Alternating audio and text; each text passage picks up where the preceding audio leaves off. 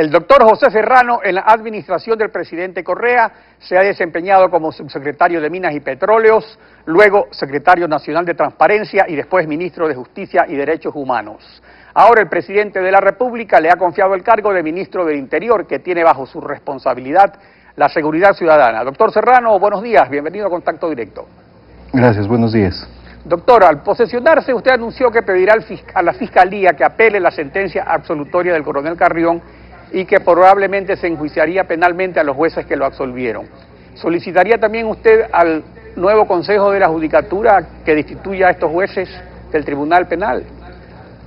A ver, en primer lugar, nosotros lo que anunciamos el día viernes es justamente antes de que se dé el fallo, es decir, ya en horas de la mañana, que el tribunal había tenido una actitud parcializada. En eso nos ratificamos porque hay suficientes elementos que se dieron durante la audiencia y que determinan esa parcialización del juez. Y si usted me permite, solamente dos ejemplos rápidos. El primero, durante la audiencia el tribunal no puede repreguntar, es decir, no puede interrogar o contrainterrogar a los testigos.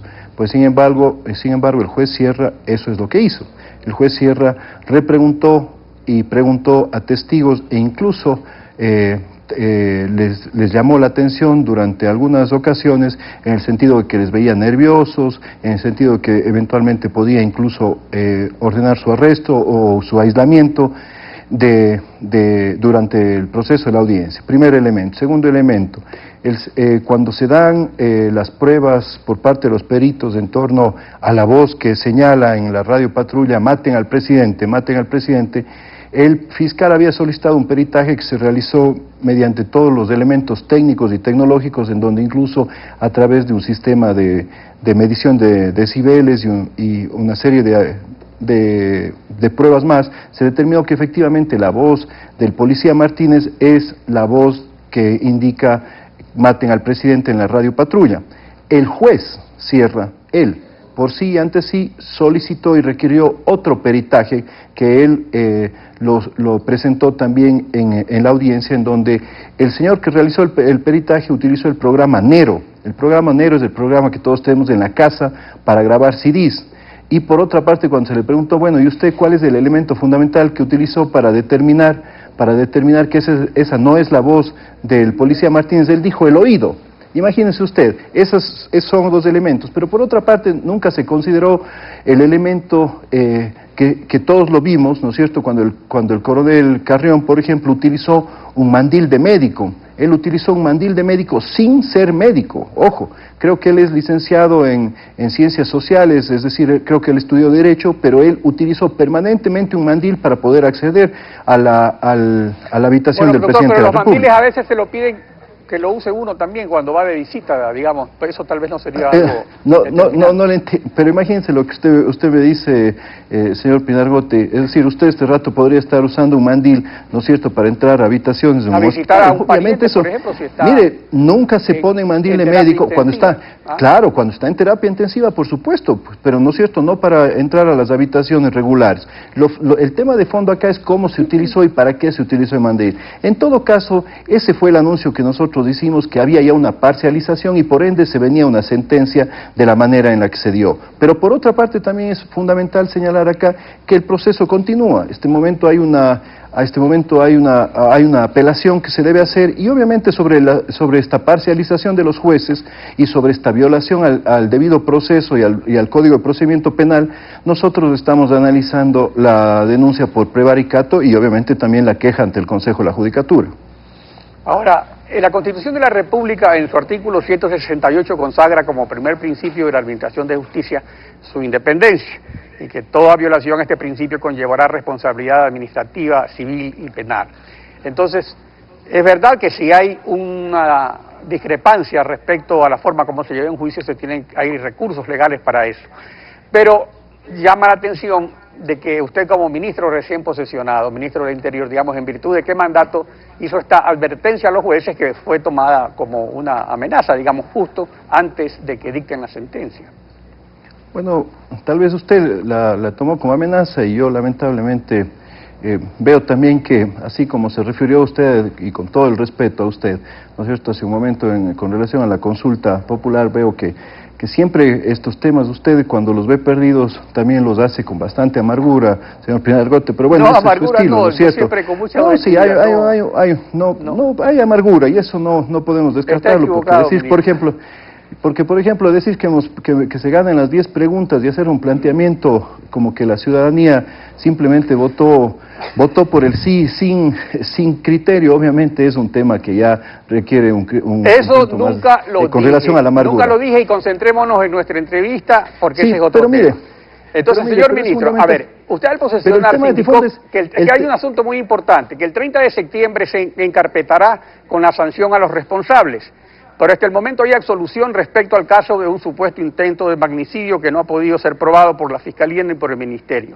Ahora, pero en lo que concierne a la sublevación, eso es un hecho cierto e innegable y evidente, y aún están sin concluir los correspondientes expedientes administrativos. Entonces, dentro de esos expedientes administrativos también está sometido el coronel Carrión. ¿Qué tipo de sanción se establecerá? Mire, o sea, ¿qué acción tomará usted, por ejemplo, en esos expedientes? Mire, usted señaló hace un momento la independencia de la función judicial. Nosotros, justamente, con base a esa independencia de la función de los poderes en general, señalamos efectivamente y advertimos que el tribunal iba a tener una resolución y una sentencia parcializada. ¿Qué sucedió? Exactamente lo mismo. Le he dado algunos elementos, ¿no es cierto?, a la ciudadanía a través de esta entrevista, en donde hemos señalado cómo el juez, el presidente del tribunal, efectivamente estuvo parcializado. El proceso los procesos administrativos continúan, pero adicionalmente en materia penal también el proceso continúa, porque en este momento se está apelando, ¿no es cierto?, se va a apelar tanto ese proceso como ya se apeló también el caso del señor Araujo. Es decir, no se ha terminado todavía la instancia penal, desde nuestra perspectiva, porque hay suficientes elementos que determinan la participación y obviamente las irregularidades y los ilícitos, desde nuestra, eso es la cuestión judicial. De las pruebas también que se han planteado. Ese es el tema judicial. En el tema administrativo, obviamente los procesos, los sumarios administrativos que se han iniciado a varios policías que participaron en estos hechos también continúan, y obviamente esos procesos también tienen que resolverse durante las próximas semanas.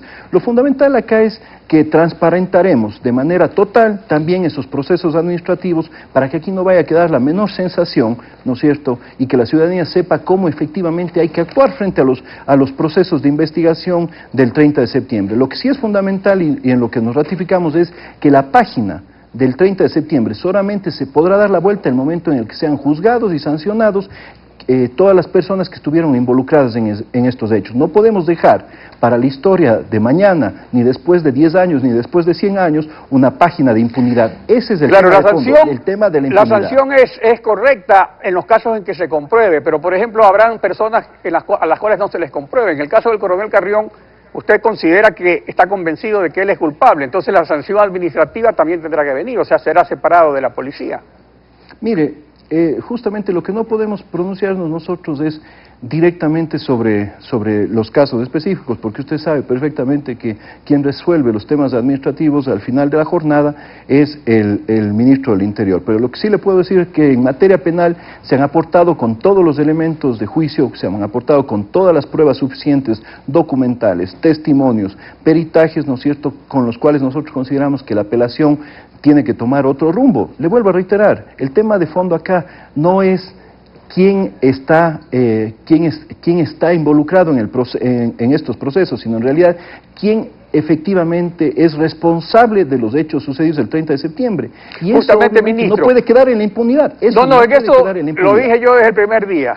Respecto a eso de las amarguras, yo no tengo nada. Ahora vamos a la cuestión de la reorganización de la policía. Es su tarea fundamental y esto es absolutamente necesario. Ahora, ¿usted cree que esto será factible?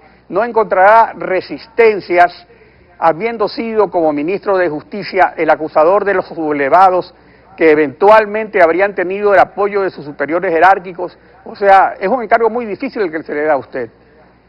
Sí, mire, yo creo que es una especulación el plantear las cosas de una reestructuración o de una transformación de la policía dentro, solamente leyendo los hechos del 30 de septiembre. El tema de los hechos del 30 de septiembre se dio sobre la base de algunos pocos malos elementos que existen en la policía. Y téngalo por seguro que como ministro del Interior y como representante del gobierno ante la policía también, me voy a jugar absolutamente por todos los buenos policías que son la gran mayoría. Y obviamente a partir de esa predisposición para actuar por todos los buenos elementos de la policía, actuaremos también de manera implacable contra el crimen en todas sus dimensiones, desde el crimen común, desde el delincuente común hasta el crimen organizado. Ahora, justamente, nos vamos a jugar en esas dos tareas. Parte medular de la reorganización ya establecida por decreto es acabar con los focos de corrupción, con lo que vulgarmente se llaman las tronchas y que incluso fueron señalados por los mensajes secretos de la Embajada de Estados Unidos. O sea, hay focos de corrupción en la policía desde siempre, no con este gobierno. O sea, tránsito, sí, policía judicial, administración que maneja adquisiciones, contratos, mantenimientos, etcétera. En esas áreas, ¿ha habido algún avance en esta reorganización en los últimos meses? Porque esto no comienza con usted, eso comenzó hace algunos meses. Sí, mire, ya aquí han habido pasos fundamentales. El tema, por ejemplo, de la reasignación de plazas a los policías de acuerdo a su lugar de residencia, con sus familias, esa reunificación familiar ha sido uno de los puntos fundamentales. Obviamente ahí siempre hemos oído y se conocía también que se pagaban por esos pases, ¿no es cierto? Entonces es un tema fundamental el momento que nosotros vamos a profundizar, pero por otra parte también vamos, como lo anunciamos el día viernes, vamos a iniciar el proceso de polígrafo en la policía judicial. Para nosotros es fundamental que quienes están dentro de la instancia de investigaciones de los procesos penales también tengan esta validación, por decirlo así, de sus capacidades frente a la ciudadanía. Ojo que el tema de pasar por el polígrafo para los miembros de la policía judicial, para los policías que se encuentran dentro de la policía judicial, tiene un objetivo concreto y es obviamente iniciar una recomposición de la confianza ciudadana. Claro, pero el problema es que hay un gran porcentaje que no pasa el polígrafo. O sea, esto se ha aplicado y con los que no pasa, ¿qué va a ocurrir? ¿Se los separa o...? Bueno, no, hay que reasignarlos, ¿no es cierto?, mientras se realiza la evaluación. Por otra parte, vamos a socializar también el nuevo anteproyecto de Código Orgánico de la Función de la Policía Nacional, en donde hay elementos sustanciales también que los plantearemos en todos los niveles, es decir, a los policías y clases y a los oficiales plantearemos también esa socialización y téngalo por seguro que vamos a hacer un trabajo paralelo en lo que tiene que ver a la transformación de la nueva policía, protegiendo y jugándonos por esos buenos policías que son la gran mayoría, pero al mismo tiempo también sancionando y jugándonos por separar a esos malos elementos que han distorsionado el rol de la policía. Eso es fundamental y en eso nos vamos a jugar durante el proceso que me toque estar como ministro del Interior. Ministro, finalmente para concluir, el artículo 166 de la Constitución establece que el estado de excepción dura 60 días y solo se podrá renovar por 30 días más si las causas que lo motivaron persisten. El presidente de la República acaba de declararlo por tercera vez exclusivamente para la Asamblea, a pedido del presidente de la Asamblea, cuando han pasado 7 meses de la sublevación policial del 30 de septiembre. O sea, ¿qué significa esto? ¿Que todavía existe una situación de grave conmoción interna en la Asamblea a causa de la sublevación del 30 de septiembre? Bueno, con relación a la Asamblea todavía no se ha terminado el proceso penal que se sigue a quienes estuvieron eventualmente involucrados en los hechos del 30 de septiembre. Entonces, ahí hay una condición importante, ¿no es cierto?, que la Asamblea ha considerado para que la emergencia continúe. Ese proceso terminará y obviamente habrá que regularizar y volver a la normalidad con la actividad de la Asamblea también. Ministro, gracias por su participación en Contacto Directo. Gracias a usted. Enseguida los titulares de la prensa.